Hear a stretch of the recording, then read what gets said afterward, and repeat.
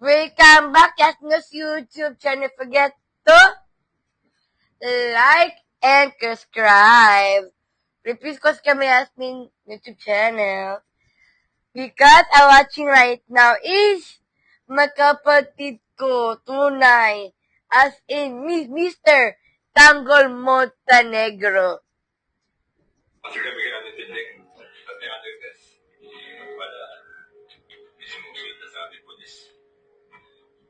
Buti natiktikan nyo. Talaga ito kayong kaibigan ko sila Tol.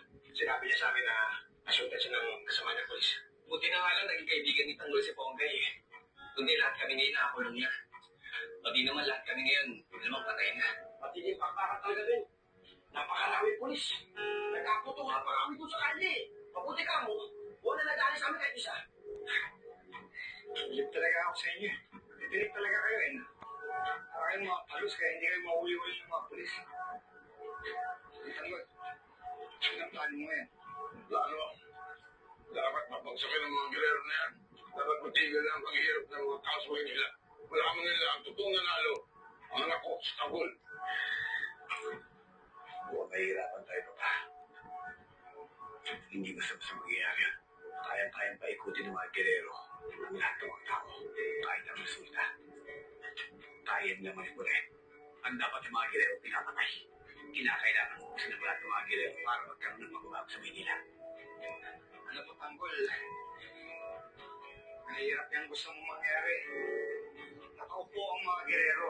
Sila ang nakapwesto ngayon. Ano? Para kayong mga langgam na pumapangka sa leon. Imposible ang gusto mong mangyari.